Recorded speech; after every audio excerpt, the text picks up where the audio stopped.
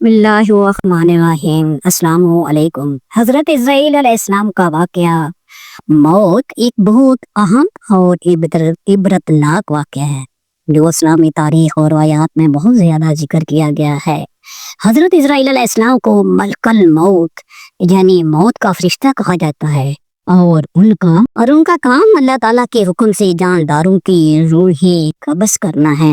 इस वाक़े की तफसील कुछ इस तरह है। हजरत इस्राईल अलैहिस्सलाम का किरदार। हजरत इस्राईल अलैहिस्सलाम अल्लाह के हुक्म से जानदारों की रूहें कब्ज़ करते हैं। ये अमल वो तमाम जानदारों के लिए अंजाम देते हैं और उनकी कब्ज़ करने का अमल अल्लाह के फैसले के मुताबिक होता है। कुरान मजीद और हदीस शरीफ में हजरत इस्राईल का जिक्र मुख्तलिफ मकामात पर आया है। हजरत इस्राईल अलैहिस्सलाम की मौत का वाक़या। हजरत इस्राईल अलैहिस्सलाम का अपनी मौत का तजर्बा भी बहुत इबरत अंगेज है। बाज़ इस्लामी रवायात और अहादीस में इस वाक़े का जिक्र यूँ आता है, एक दफ़ा अल्लाह ताला की तरफ से हजरत इस्राईल अलैहिस्सलाम को एक हुक्म आया कि वो अपनी रूह को कब्ज़ कर ले। हजरत इस्राईल अलैहिस्सलाम जब अल्लाह के हुक्म की तामील करने के लिए अपनी जिम्मेदारी पर अमल बहरा थे तो अल्लाह ताला ने उनसे ये सवाल किया कि वो अपनी रूह को किस तरह कब्ज़ करने वाले हैं, क्योंकि वो खुद रूह कब्ज़ करने वाले हैं। हजरत इस्राईल अलैहिस्सलाम ने अल्लाह की मर्जी के मुताबिक जवाब दिया कि अल्लाह के तकदीर और हुक्म से मुझे अपनी रूह कब्ज़ करनी है, जैसे मैं बाकी जानदारों की रूह कब्ज़ करता हूँ। उसके बाद अल्लाह ताला ने हजरत इस्राईल अलैहिस्सलाम की रूह कब्ज़ कर ली। इस अमल के बाद हजरत इस्राईल अलैहिस्सलाम का जिस्म बेजान हो गया। हजरत इस्राईल अलैहिस्सलाम का जिस्म भी अल्लाह के हुक्म के मुताबिक इस दुनिया से रुखसत हो गया और वो खुद अल्लाह के हुक्म से मौत के आगोश में चले गए। एक और मशहूर रवायत में है कि जब हजरत इस्राईल अलैहिस्सलाम के अल्लाह के हुक्म से अपनी रूह कब्ज़ करने के लिए रवाना हुए तो अल्लाह ताला ने उनसे ये सवाल किया। हजरत इस्राईल अलैहिस्सलाम ने फरमाया, मेरे लिए मौत एक हुक्म है जिसे मैं अल्लाह के हुक्म से नाफिज करता हूँ और यही मेरा अमल है।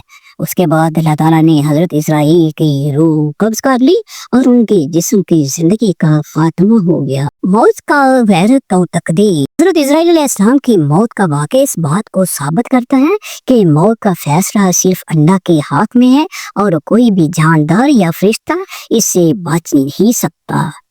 हत्ता कि जो फरिश्ता लोगों की रूह कब्ज़ करता है उसका भी एक वक़्त मुकर्रर है जब अल्लाह की तकदीर के मुताबिक उसकी रूह कब्ज़ हो जाएगी। अल्लाह के हुक्म के आगे सब बेबस हैं। हजरत इस्राईल अलैहिस्सलाम को खुद मौत का सामना करना एक मिसाल है कि अल्लाह का हुक्म किसी के लिए भी है जरूरी नहीं होता। ये इंसानों के लिए भी एक पैगाम है कि हम भी अल्लाह की तकदीर के सामने बेबस हैं। हजरत इस्राईल की मौत का वाक़या हमें ये भी बताता है कि इस दुनिया पे हर चीज़ का एक वक़्त मुकर्रर है, यहाँ तक कि फरिश्तों की जिंदगी भी महदूद है और एक दिन उनका भी खात्मा होगा। ये वाक़या मुख्तलिफ इस्लामी कुतुब में आया है, जैसे कि तारीख, तिबरी और किताब तौहीद वगैरह। इन किताबों में हजरत इस्राईल अलैहिस्सलाम की मौत के बाद के हालात और उसके असरात की तफसील दी गई है। हजरत इस्राईल अलैहिस्सलाम का वाक़या मौत एक बहुत बड़ा सबक है जो हमें यह सिखाता है कि दुनिया में कोई भी चीज़ हमेशा के लिए नहीं रहती। अल्लाह की मर्जी और तकदीर के सामने हर चीज़ आजिज़ है।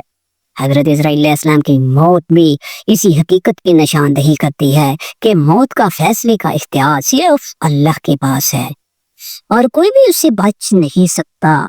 इस वाक़े पर गौर करने से इंसान अपनी जिंदगी को अल्लाह की रज़ा के मुताबिक गुजारने की कोशिश करता है और अपनी मौत के बारे में फिक्रमंद होकर अल्लाह के साथ ताल्लुक़ मजबूत करता है। इस्राईल अलैहिस्सलाम का वाक़या और शनाख्त इस्लामी रवायात में अहमियत रखते हैं।